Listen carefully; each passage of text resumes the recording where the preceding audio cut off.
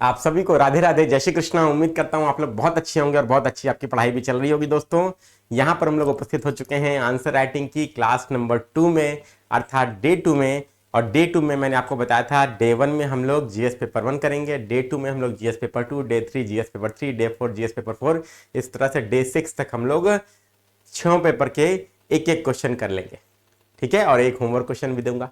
ठीक है, तो होमवर्क क्वेश्चन आपको करना है, आप सभी लोगों को मैंने बोला। ठीक है, और दूसरा काम क्या करना है आप लोगों को? आप लोगों को दूसरा काम ये करना है कि जो क्वेश्चन यहाँ मैं कर रहा हूं, आपको समझा रहा हूं, बता रहा हूं, उसको आप लोग लिखें, आंसर राइटिंग करें। और आंसर राइटिंग करके एक मॉडल आंसर कैसे होता है 200 शब्द में या 125 शब्द में, जिसमें मैंने बोला है क्वेश्चन कितने शब्द में लिखने के लिए, उसमें लिख कर प्रैक्टिस करें, तभी आपकी आंसर राइटिंग होगी। और ये सीरीज दोस्तों 2024 के लिए, 2025 के लिए बहुत इंपॉर्टेंट है। और ये इनिशिएटिव भी दोस्तों याद रखिएगा, ये इनिशिएटिव आपके लिए फ्री यूट्यूब पर चलाया जा रहा है। आप सभी लोगों के लिए जो लोग 2024 यूपीपीसीएस मेंस देने जा रहे हैं या 2025 में देंगे, उनके लिए भी ये बहुत लाभकारी है। ठीक है, तो सेशन को ज़्यादा से ज़्यादा लोगों तक शेयर करके पहुंचाइए, आप सभी लोगों के लिए बहुत ही ज़्यादा लाभकारी है दोस्तों। ठीक, और चलिए सेशन को स्टार्ट करते हैं। आज का क्वेश्चन क्या है? जीएस पेपर 2 का, ये जीएस पेपर 2 का क्वेश्चन है। ठीक है,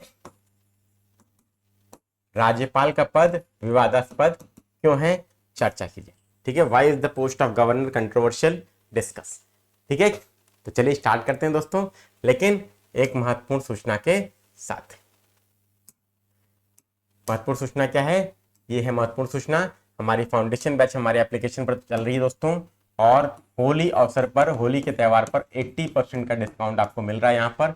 याद रखिएगा, इसका लिंक डिस्क्रिप्शन बॉक्स में, जिसमें यूपीपीसीएस 2025 प्री और मेंस की संपूर्ण तैयारी आपको मिल रही है। केवल इसी बैच में नहीं दोस्तों, आरओ की बैच में, ऐसे राइटिंग की बैच में, आंसर राइटिंग की बैच में, आप सभी लोगों के लिए दोस्तों ये डिस्काउंट अप्लीकेबल है। तो फटाफट से आप लोग डिस्क्रिप्शन बॉक्स में हमारे एप्लीकेशन का लिंक को डाउनलोड कीजिए, दिया गया है लिंक, और इस बैच को ज्वाइन करके सिलेक्शन की दिशा में कदम आगे बढ़ाइए। ठीक है, आपको कंप्लीट तैयारी यहाँ पर मिल रही है प्री मेंस इंटरव्यू की। ठीक, चलिए अब बढ़ जाते हैं हम लोग आगे, अपने क्वेश्चन पे आ जाते हैं दोस्तों। हमारा क्वेश्चन ये रहा, देखिए राज्यपाल का पद इतना विवादास्पद क्यों है, ये हमारा क्वेश्चन है दोस्तों। ठीक है, और चर्चा करनी है इस पे। 200 शब्दों का क्वेश्चन है, 12 अंक में आपसे पूछा गया है। 200 शब्द मतलब आपको पता होना चाहिए लगभग कितना, 2 से 2.5 पेज। ये मैं पहले ही आपको बता चुका हूँ पहले वीडियो में, आंसर राइटिंग की जीरो से शुरुआत कैसे करें, वो वीडियो भी चैनल पर अवेलेबल है। ठीक है, इसको भी देखिएगा, इसी प्लेलिस्ट में 50 डेज आंसर राइटिंग चैलेंज में ही आपको वो पहली वीडियो मिलेगी, दूसरी वीडियो आपको मिलेगी डे 1 वाली, तीसरी वीडियो मिलेगी डे 2 वाली। ठीक, एकदम स्ट्रक्चर्ड मैंने दिया है। ठीक, चलिए अब यहाँ पर देखिए, ये प्रश्न जीएस पेपर 2 का है। अब इसको कैसे लिखेंगे दोस्तों? विवादास्पद है। अब विवादास्पद क्यों है दोस्तों, कारण समझिए। पहली चीज, राज्यपाल को 2 रोल निभाने होते हैं। पहला काम क्या करना होता है, वो राज्य का संवैधानिक प्रमुख है। अब राज्य का संवैधानिक प्रमुख है तो उसको मंत्रिपरिषद और मुख्यमंत्री की सलाह माननी, ये उसका संवैधानिक दायित्व है। लेकिन दोस्तों वो केंद्र का प्रतिनिधि भी है, और केंद्र का प्रतिनिधि होने के नाते जब वो केंद्र के दिशा निर्देश पर काम करता है, तो राज्य सरकार ये आरोप लगाती है कि वो केंद्र के पैरट की तरह, तोते की तरह काम कर रहा है। ठीक है, अक्सर आपने देखा होगा राज्यों द्वारा मतभेद होते रहते हैं राज्य और केंद्र के बीच में। ठीक है, तो इसीलिए दोस्तों बहुत कंट्रोवर्सी चलती है राज्यपाल के पद को लेकर। कभी बात आती है कि इसे समाप्त कर देना चाहिए, कभी होती है बात कि नहीं, समाप्त नहीं किया जाना चाहिए। तो ऐसा डिस्कशन चलता रहता है। इसीलिए यूपीपीसीएस में ये प्रश्न आया कि राज्यपाल का पद विवादास्पद क्यों है, चर्चा कीजिए। तो चलिए देखते हैं यहाँ पर। सबसे पहले देखिए रूपरेखा कैसे आपको बनानी है। सबसे पहले आप क्या करेंगे, पृष्ठभूमि, इंट्रोडक्शन आप लिखिए। ठीक है, इंट्रोडक्शन लिखिए। कैसे लिखेंगे इंट्रोडक्शन? मैंने आपको बताया था कि पॉलिटी का क्वेश्चन है तो पॉलिटी के आर्टिकल से शुरुआत कीजिए, सबसे बेस्ट है। तो सबसे पहले आपको बताना है अनुच्छेद 153 के अनुसार, अकॉर्डिंग टू द आर्टिकल 153, प्रत्येक राज्य में एक राज्यपाल होगा। अनुच्छेद 153 के अनुसार प्रत्येक राज्य में एक राज्यपाल का पद होगा।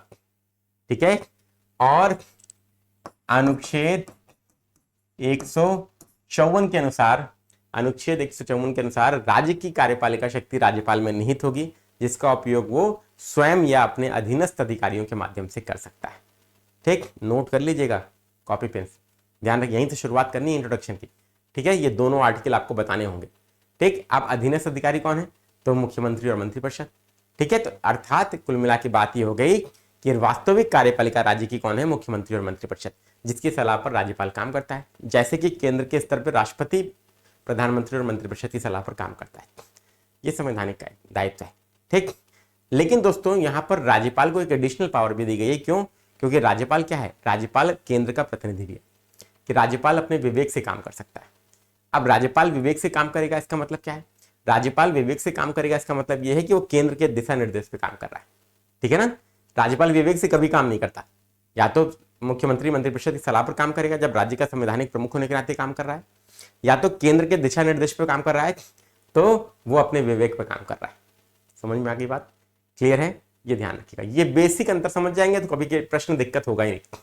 इसीलिए कहता हूँ स्टैंडर्ड बुक पढ़िए, एनसीईआरटी पढ़िए, सबसे बेस्ट बुक है दोस्तों। आंसर राइटिंग हो, ऐसे राइटिंग हो, कोई भी चीज हो दोस्तों, आपको मेन सुप्री हो, कथन कारण क्वेश्चन हो, मल्टीपल स्टेटमेंट क्वेश्चन हो, कभी नहीं रुकेगा आपका, ठीक है, याद रखिएगा, सबको बोलूंगा। क्लियर है? पढ़ लीजिए। अगर वास्तव में अच्छी नौकरी चाहते हैं, अधिकारी बनना चाहते हैं, तो आपके लिए आप इस समय की आवश्यकता है, ठीक। तो 153 154 क्लियर हो गया। अब दोस्तों देखिए, विवाद क्यों होता है?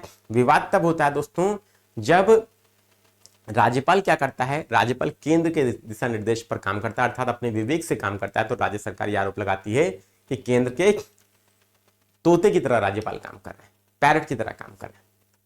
अब दोस्तों देखिए, एक बात और याद रखिए, यहां पर क्या याद रखना है, इंट्रोडक्शन आप लिखेंगे यहां पे, इतना बता देंगे, डुअल रोल बता देंगे, 153 बताएंगे, 154 बताएंगे। इसके बाद आपको बताना है कि राज्यपाल राज्य का संवैधानिक प्रमुख होने के नाते केंद्र का प्रतिनिधि भी है, इसलिए वह दोहरी भूमिका निभाता है, ठीक है।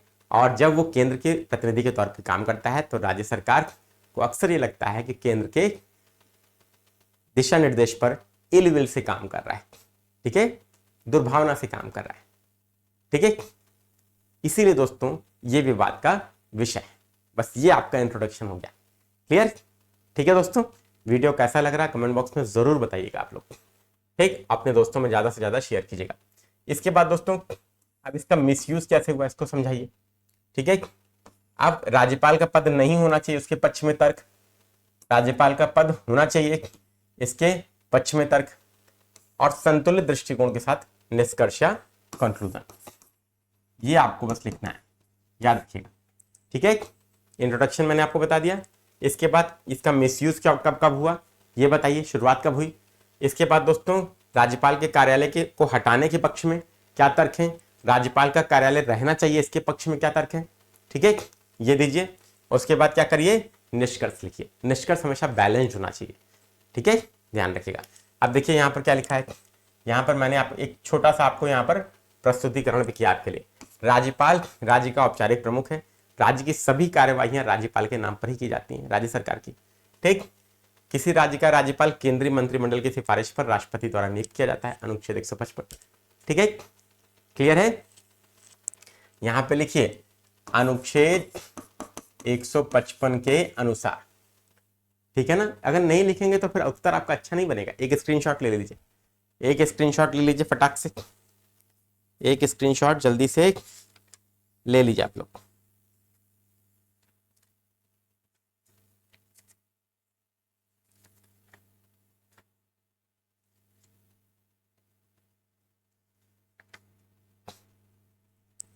ठीक है, ले लिया, चलिए। इसके बाद राज्यपाल का कार्यालय देखिए पिछले 5 दशकों में सबसे विवादास्पद संवैधानिक पद में से एक रहा है, 5 दशक में लगातार। यह विवाद 1959 में स्टार्ट हुआ, जब राज्य और केंद्र सरकार के बीच राजनीतिक मतभेद के कारण, जब केंद्र सरकार और केरल की राज्य सरकार के बीच में राजनीतिक मतभेद हुआ, इसलिए यह विवाद उत्पन्न हुआ, ठीक है। तत्कालीन राज्यपाल ने केरल सरकार को बर्खास्त कर दिया। उस समय की जो राज्य सरकार को बर्खास्त कर दिया गया केंद्र सरकार के द्वारा 1959 में, ठीक। इस विवाद से दोस्तों, इस विवाद ने 1967 में उत्तरी राज्यों में कई गैर कांग्रेसी सरकार उभरने के बाद से सबसे खराब रूप ले लिया। अब देखिए, तब तक तो ठीक था जब तक नेहरू जी थे, क्योंकि कांग्रेस की सरकार राज्यों में भी थी, कांग्रेस की सरकार केंद्र में भी थी। लेकिन जब नेहरू जी चले गए, इसके बाद दोस्तों धीरे धीरे कांग्रेस कमजोर होना शुरू हुई। जब कांग्रेस कमजोर होना शुरू हुई दोस्तों, तो गैर कांग्रेसी राज्य भी गैर कांग्रेसी दल भी अस्तित्व में आने लगे, गैर कांग्रेसी दल भी अस्तित्व में आने लगे और राज्यों में उनकी सरकारें भी बनने लगी। तो जब राज्यों में गैर कांग्रेसी सरकारें बनने लगी तो ये सबसे खराब रूप हो गया, तब इसने सबसे खराब रूप ले लिया दोस्तों। अब देखिएगा दोस्तों, जब इमरजेंसी लगी थी दोस्तों, आपको याद होगा, तो मोरारजी देसाई की पार्टी जब सरकार में आई तो उसने क्या किया था, उसने कुछ कांग्रेसी राज्यों पर राष्ट्रपति शासन लगा दिया। ठीक है, आपको इसकी जानकारी होनी चाहिए। ठीक, फिर से जब इंदिरा गांधी जीत के आई तो उन्होंने फिर से क्या किया, यही सेम चीज बीजेपी शासित राज्यों के लिए, जनता पार्टी शासित राज्यों के लिए कर दी। तो ये राष्ट्रपति शासन का मिसयूज होने लगा दोस्तों। ठीक है, ये बात आपको ध्यान रखना है। और तब से जब भी विभिन्न दलों ने संघ और राज्यों में सरकार का नेतृत्व किया, कई राज्यपालों ने पक्षपातपूर्ण ढंग से काम किया। क्लियर है? इसीलिए दोस्तों बोमई मामले 1994 में सुप्रीम कोर्ट ने सिंपल कहा कि राष्ट्रपति शासन अनुच्छेद 356 के अंतर्गत अगर आप लगा रहे हैं तो उसकी न्यायिक समीक्षा होगी। आप मनमाने तरीके से राष्ट्रपति शासन नहीं लगा सकते, राज्य की सरकार को बर्खास्त नहीं कर सकते और विधानसभा को विघटित नहीं कर सकते, और इसकी न्यायिक समीक्षा। और जब से बोमई मामले में सुप्रीम कोर्ट ने निर्णय दिया है, तब से राष्ट्रपति शासन के मामले धीरे धीरे कम होना शुरू हो गए। ठीक है, ये बोमई मामले का भी जिक्र कीजिएगा। ठीक है, यहां पर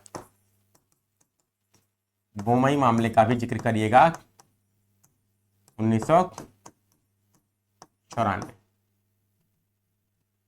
क्लियर? चलिए, अब तक देखिए कई सारे आयोग हैं, सरकारी आयोग, पूंछी आयोग, प्रशासनिक सुधार आयोग जैसे कई सुधार आयोगों ने राज्यपाल के कार्यालय में तत्काल सुधार के लिए सिफारिश की, लेकिन किसी भी सरकार ने इसे गंभीरता से नहीं लिया। क्यों? क्योंकि देखिए राजनेताओं की आपस में अगर ठनी है तो कौन सोल्यूशन निकाल सकता है? केंद्र में भी राजनीतिक दल, राज्य में भी राजनीतिक दल, तो सुधार कौन करेगा? दोनों ही नहीं चाहेंगे। लेकिन किसी सरकार ने गंभीरता से नहीं लिया और कोई सुधार करने की कोशिश नहीं की, जब बल्कि इस संस्था का और ज्यादा दुरुपयोग ही हुआ है बोमई मामले से पहले तक। ऐसे परिदृश्य में कई संगठनों और राजनीतिक विश्लेषकों द्वारा इस कार्यालय की उपयोगिता पर सवाल उठाए जाने लगे कि यह पद होना ही नहीं चाहिए। ठीक, लेकिन नहीं होगा तो क्या होगा? देखिए कुछ विरोधी स्वर उठने लगे हैं, बोलते हैं कि राज्यपाल एक गैर निर्वाचित और औपचारिक प्रमुख है, शासन में उसकी कोई सक्रिय भूमिका नहीं है, केंद्र सरकार द्वारा नियुक्त होने के नाते चुनी हुई राज्य सरकार के लिए कठिनाई पैदा करता है, और औपचारिक प्रमुख होने के नाते राज्य के संचित निधि पर भारी बोझ भी है, उसका वेतन, उसका खर्च जो है, इसलिए इसे समाप्त कर देना चाहिए। ये विरोध में तर्क है, यह समाप्त कर दीजिए भाई। लेकिन क्या समाप्त हो सकता है? क्या संवैधानिक पद है, इसकी उपयोगिता भी है दोस्तों। ठीक है, क्लियर? अगर निगेटिव है, दुर्गुण है, तो गुण भी होंगे व्यक्ति में, ऐसा हो ही नहीं सकता दोस्तों। ठीक है, दृष्टिकोण की बात है, सारा खेल किसका है? दृष्टिकोण का, परसेप्शन का है दोस्तों, याद रखिएगा। ठीक, अगर आप कमी देखना चाहेंगे तो हमेशा कमी दिखेगी, अगर आप अच्छाई देखना चाहेंगे तो हमेशा व्यक्ति के अंदर अच्छाई दिखेगी। ठीक, राज्यपाल के कार्यालय पर इन सारे विवादों के बावजूद इस पद का राज्य के मामलों में सर्वोपरि महत्व है दोस्तों, याद रखिएगा। मंत्रिपरिषद की नियुक्ति करता है, ठीक है, मुख्यमंत्री की नियुक्ति करता है, विधेयकों को स्वीकृति देता है, राज्य सरकार के कई अन्य आदेश को उसके नाम पर ही लिया जाता है, अध्यादेश भी जारी करता है। ठीक है, राज्य का संवैधानिक प्रमुख है, राज्य और केंद्र सरकारों के बीच एक महत्वपूर्ण कड़ी है। संघीय व्यवस्था का बहुत बड़ा क्या है दोस्तों? एक संघीय व्यवस्था का बहुत बड़ा पद है दोस्तों, ये याद रखिएगा। केंद्र राज्य संबंध में बहुत महत्वपूर्ण भूमिका निभाता है। ठीक, अनुच्छेद 355 के अनुसार क्या कहा गया है कि केंद्र सरकार का दायित्व होगा कि वो ये सुनिश्चित करे कि राज्य की सरकार संवैधानिक प्रावधानों के अनुरूप चल रही है, और देखता कौन है?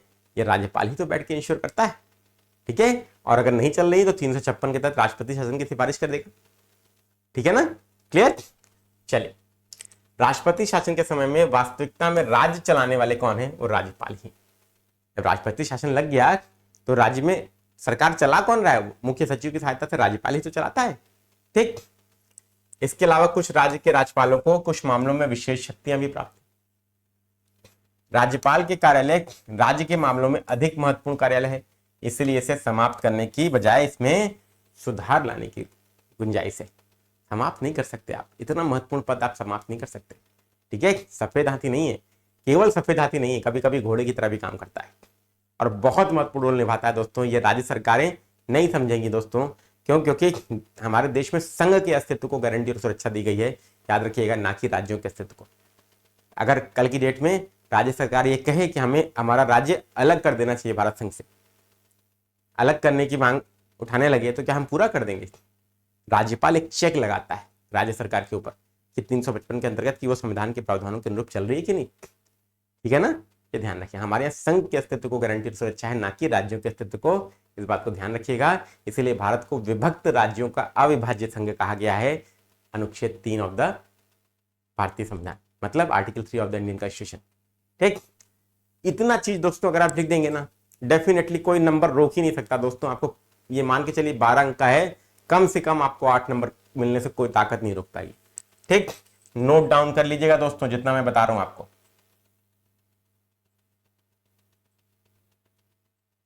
ठीक, इसके बाद आपको कंक्लूजन लिखना है। क्या लिखेंगे कंक्लूजन? उपरोक्त विश्लेषण से स्पष्ट है कि राज्यपाल का पद हमेशा विवादों में रहा है, लेकिन राज्य के दृष्टिकोण से राज्यपाल के पद की आवश्यकता है। इसमें बदलती परिस्थितियों के अनुरूप सुधार होने की गुंजाइश है, सुधार करने की गुंजाइश है, इसे समाप्त नहीं किया जा सकता। क्यों? क्योंकि राज्यपाल के कार्यालय राज्य के मामलों में अधिक महत्वपूर्ण है, इसे समाप्त करने के बजाय इसमें सुधार लाने की आवश्यकता है। ठीक है, क्लियर है? याद रखिएगा, विवादास्पद है, लेकिन अब हर चीज जो विवादास्पद है दोस्तों वो समाप्त नहीं की जा सकती। ठीक है, अब झगड़ा किसके बीच में नहीं होता दोस्तों? या हस्बैंड वाइफ के बीच में नहीं होता, या पिता पुत्र के बीच में नहीं होता? होता है ना दोस्तों। भाई भाई के बीच में नहीं होता है। इसका मतलब ये थोड़ी ना संबंध तोड़ लिया जाएगा। तो ठीक वही चीज है दोस्तों, राज्यपाल और राज्य सरकार के बीच में जो संबंध है वो वही संबंध है दोस्तों जो संबंध आपका घर परिवार समाज में देखने को मिलता है। ठीक है, तो संबंधों को कम्युनिकेशन से सही किया जाता है, डील किया जाता है, ना कि संबंध खत्म कर। ठीक है ना दोस्तों, याद रखिएगा हमेशा, जहां पर वाद होगा वहां पर विवाद नहीं होगा। वाद मतलब कम्युनिकेशन, और जहां पर विवाद है वहां पर वाद नहीं हो सकता। विवाद सुलझेगा तभी जब वाद होगा। ठीक है, तो ये बेसिकली व्यक्ति टू व्यक्ति हर राज्य में क्यों नहीं प्रॉब्लम होती, हर मुख्यमंत्री और राज्यपाल के बीच में क्यों नहीं टशन होती, क्यों जगदीप धनखड़ और ममता बनर्जी के बीच में ही देखने को मिला? टेम्परामेंट के ऊपर भी फर्क पड़ता है दोस्तों, व्यक्ति टू व्यक्ति ये चीजें वेरी करती हैं। ठीक है ना, तो पद को ही थोड़ी ना समाप्त कर देंगे। ठीक, तो ये आपका कंक्लूजन लिखिएगा इस तरीके से, और यहां पर आप इस तरीके से अगर आप आंसर लिखते हैं तो ये मान के चलिएगा आइडियल आंसर होगा, सबसे बेस्ट आंसर होगा आपका। उम्मीद करता हूँ ये क्लास आपको पसंद आई होगी। डे 3 आपका क्वेश्चन वेट करिएगा, इकोनॉमी का जीएस पेपर 3 का क्वेश्चन रहेगा। ठीक है, और ये सीरीज कैसे लग रही है जल्दी से कमेंट बॉक्स में जरूर बताइए। वीडियो को ज़्यादा से ज़्यादा लोगों तक शेयर करके पहुंचाएगा ताकि ऐसे ही वीडियोस आपको मिलते रहे। यहाँ चैनल पर आपके लिए बहुत मेहनत की जा रही है दोस्तों। मेंस 2024 के बच्चों के लिए फ्री आंसर राइटिंग चलाया जा रहा है। इसकी कॉपी चेक कराना चाहें दोस्तों तो हमारे एप्लीकेशन को फटाक से डाउनलोड कर लीजिए। ठीक है, हमारे एप्लीकेशन को फटाक से डाउनलोड कर लीजिए। जैसे ही आप डाउनलोड करेंगे हमारे एप्लीकेशन को दोस्तों, तो इस तरीके से कोर्सेज का सेक्शन पे आप आएंगे। ठीक है,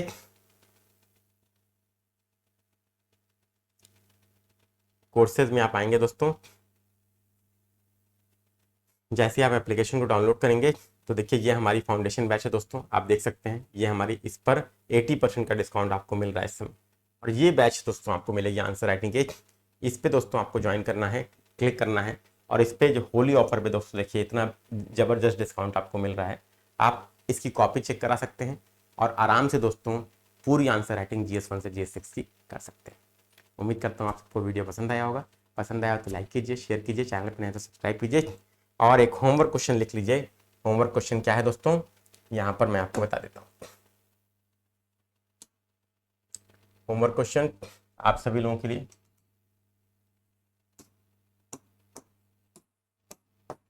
अनुच्छेद 32 संविधान की